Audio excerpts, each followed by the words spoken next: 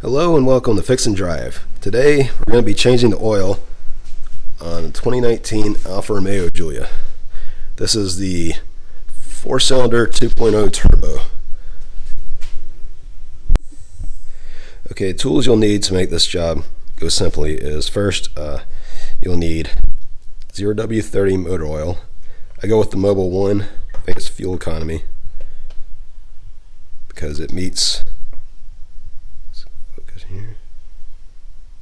the API SP and SPN Plus rating that's recommended in the service manual. You can use the Mopar oil filter. I just out of easier to get, go with the K&N HP 1017 oil filter. You could probably get away with every other oil change, but I've just been using a new drain plug each time. You can get these on eBay or at a parts dealer, but it has this rubber gasket there, and that's the only reason that I change it each time. To move the protective cover underneath the car, I recommend using a driver, and for that removal you'll need a T25. And to remove the main bolts on that cover underneath, you'll need a T30 Torx bit.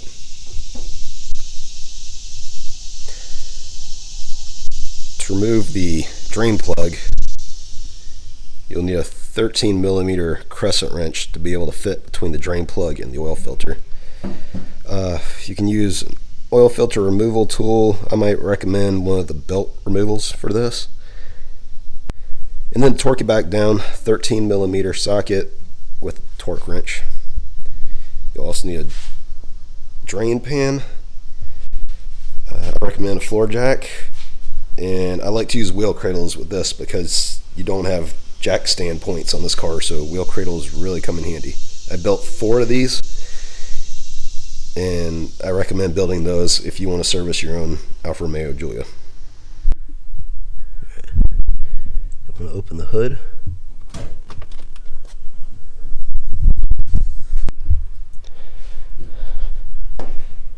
Push that.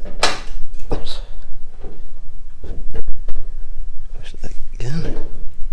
There we go. Forward. Alright. Now we have all 4 wheels off the ground. This gives you plenty of clearance to work underneath the car. Okay, so once you get the car off the ground, you'll need to remove all these screws that hold this pan on. So there's about 17 total, which will all, except for 2 of them, will use the T30 bit. This is where it's a lot of. So this is where that driver, see, if you've had your car worked on, you'll probably be missing a few. That's pretty normal, but as long as you got a majority of them on here, we use that T30 bit. But then on the corner, this one's missing. Actually, no, it's still there. It just went through. You'll have in 2 spots a T25 bit, and we'll find out. I think those might be connected right there next to it, but we'll find out when we get there. So let's go ahead and remove this. You want to gently remove these. You don't want to go full speed on it because you can pop these.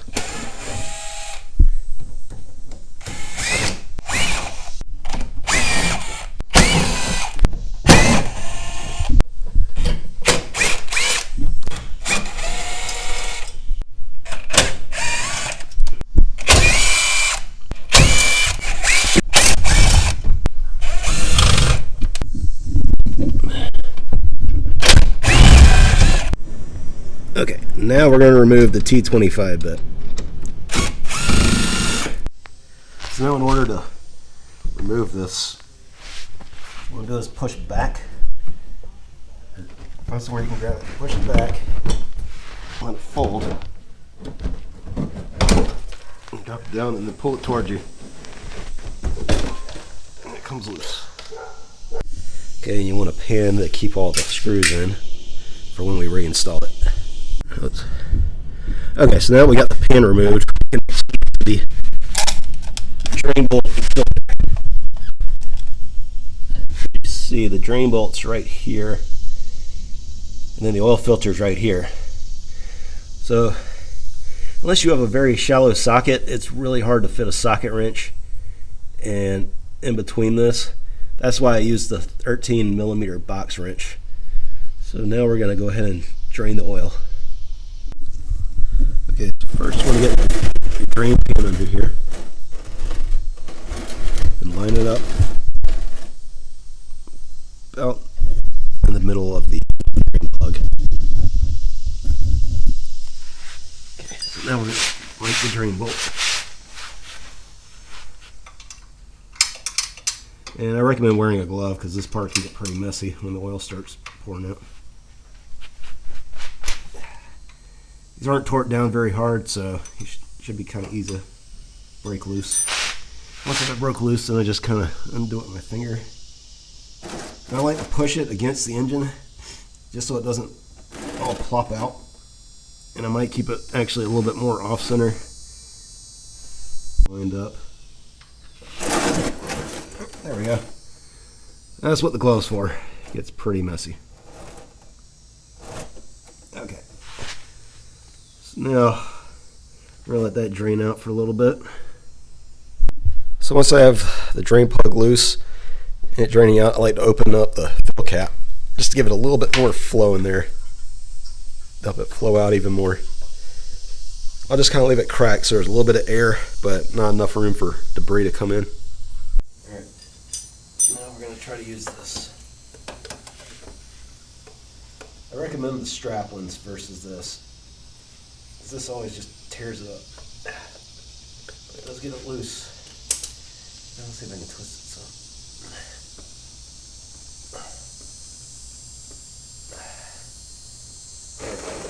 I have the drain pan ready because this is going to make a big mess. There we go. Okay. Let it kind of drip out some.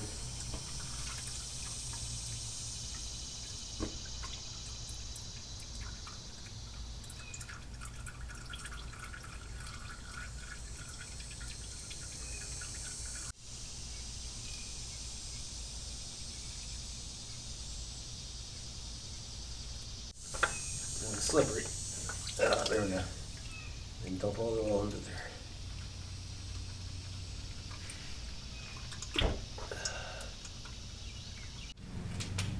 Before we do, I'm going to go ahead and wipe off some of the oil and dirt to give it a good clean surface to bond to.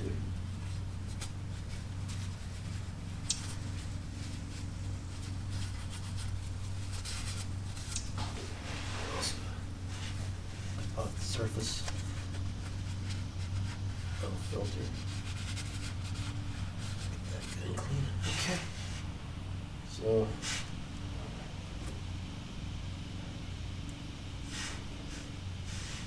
before installing the drain plug, you want to put some oil on that rubber gasket.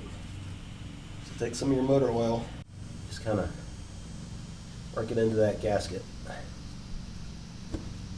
Okay. I recommend installing the drain plug first because if you install the oil filter first, you won't have enough space to torque the drain plug down.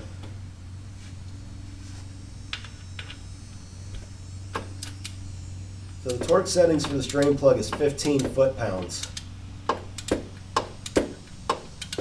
That's what we're doing. Okay. Okay, so some oil, and we'll put it on there. Make sure you get it coated really well.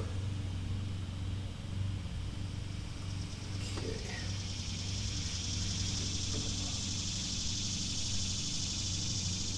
Okay.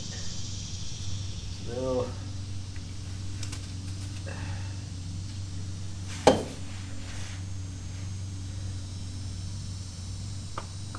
like to line it up, and then I screw it backwards first until I kind of feel it catch and line up. Once it does that, twist it on. Okay, so the service manual says torque this down 10 foot-pounds. I still like to use the hand-tight method.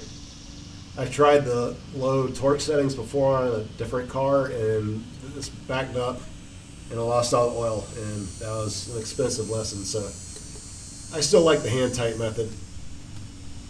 Just make sure your hands are clean, and just even put a rubber glove on, or just a regular glove, get some grip. And just make sure you got that on there good. And we'll just get on there good and tight with your hand.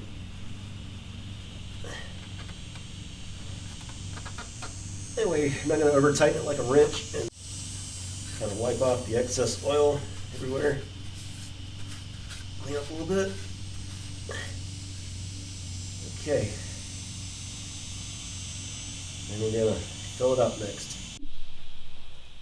So once we have the oil plug and the oil filter torqued down, now we need to add oil back to the car. So the owner's manual says to put 5.5 quarts is the oil capacity for the car. I don't like to fill it 5.5 quarts right away because there can still be oil in the car even after draining it. So I like to add 5 quarts. It gives you a little bit of wiggle room to be able to fill it up without overfilling the car, because you want to make sure that you don't overfill it. Also, I don't have many complaints about this car, but one complaint I do have is that it uses a digital dipstick in the infotainment system in your instrument cluster. It is a horrible way to fill up oil in a car. I hate there's no physical dipstick anywhere in the engine. So it makes this process sometimes take days.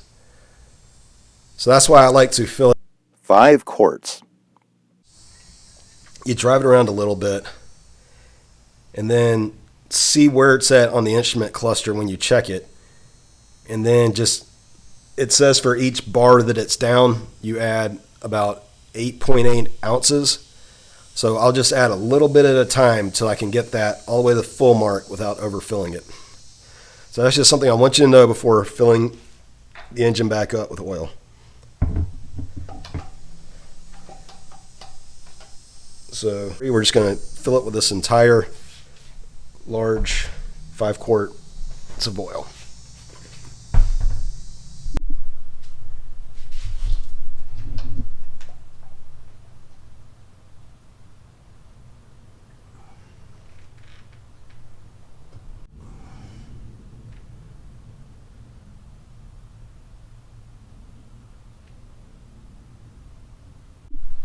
Okay, and one of the most important steps to changing the oil on your car and topping off oil is making sure to put the cap back on.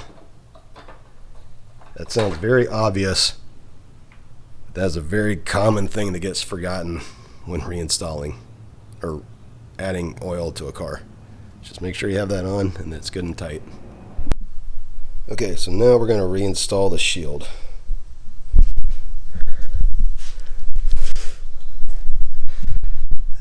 Yeah, a little bit of oil spill. Fill up. So that's what the cat litter is. I don't think I've ever had a clean oil change before.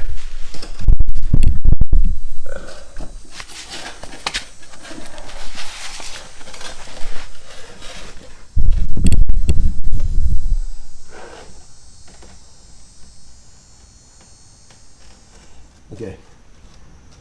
So you'll want to install the back part first, and we're going to push it towards the back, and then we'll fit it underneath the front.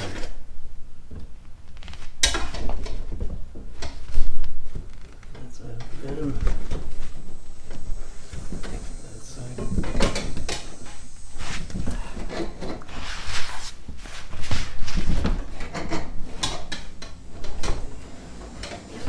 That lined up.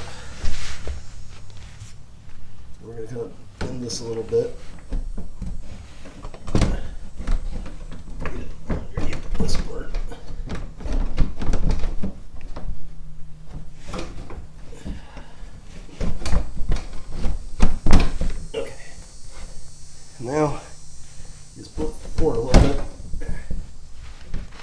and get the holes lined up.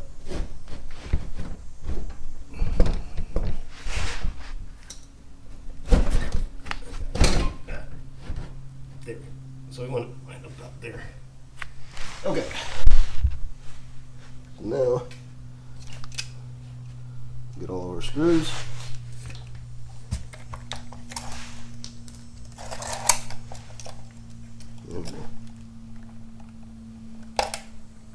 Take our T30 bit, switch it to on.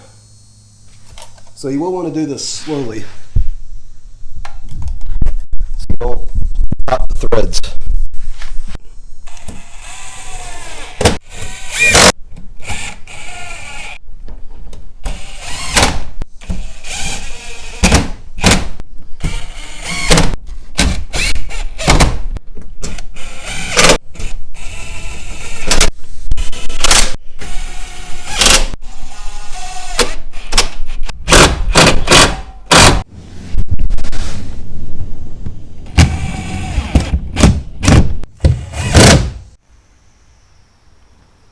I like to pour the oil into the empty 5-quart bottle.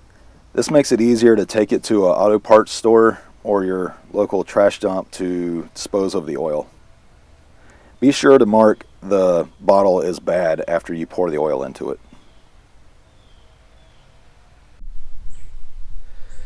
Okay, so the last step to changing the oil is you'll want to reset the computer or the maintenance clock. So a tool you can use that'll keep you from having to spend any money at the dealership is this program called multi-ECU scan. It's around $50 for the program, but you're able to reset a lot of your computer functions without having to buy the expensive program that the dealerships use and having to take it in for them to reset it. All you'll need is a copy of the multi-ECU scan program, and then you'll need an ODB2 reader, one that's been modified for Alfa Romeo. You can get these on eBay, or there's a website, I think it's called alfissimo.com. Not sponsored by him, but I have used them before, and he has a lot of good products for Alfa Romeo Giulias. And then you'll need the kit where you get a blue connector and a gray connector. First thing you'll want to do is take the ODB2 reader and connect it under the dash. See it? So you get it right there. We'll connect this. I believe it's the bump side up.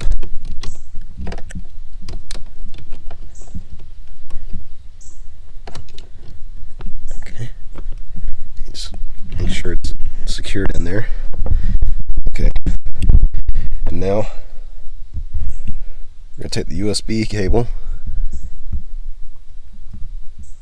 plug it into the computer. Okay, let's light off. Okay, so now let's see if we can. There we go. Okay, so we'll do this program. First thing you want to do is go to settings and go to interfaces, and you want to make sure this is set to the ELM 327 high speed. You want to verify that, because if it's the low speed, this can sometimes hang up and freeze, and it might not reset everything correctly and can cause problems when you reset the car. So you just want to make sure that one's set to the high speed. Okay, so now we want to turn the car on but not crank the engine. So foot off the brake and hit.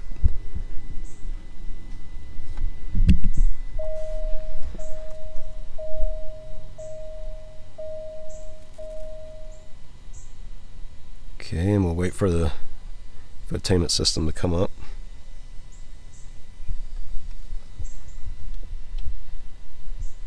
Okay. So we go to car, select the car icon, and maintenance. This is the part we're going to reset. So we'll go to Alfa Romeo Giulia 2.0 Turbo, service. We'll go to service interval reset. Once you have that selected, you'll go down to connect and click that. And it's going to tell you it's connecting.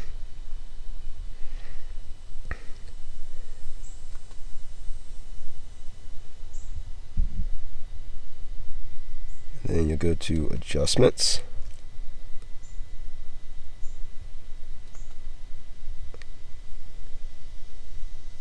Do next service KM reset.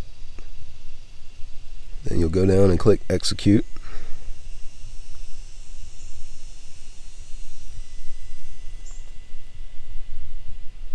And it'll give you this warning sign. Once you read it, select yes. It's in progress.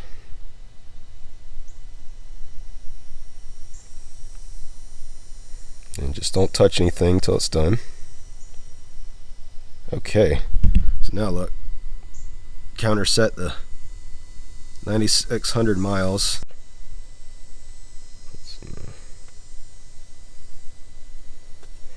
Go to engine, select this one, click connect.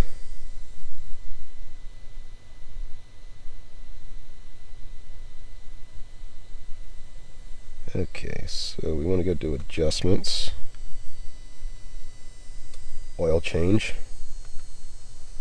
then we'll click execute. Read all notes. You want to make sure that all that is what you want it to do. Click yes. It's in progress. Completed. And it says turn key to off.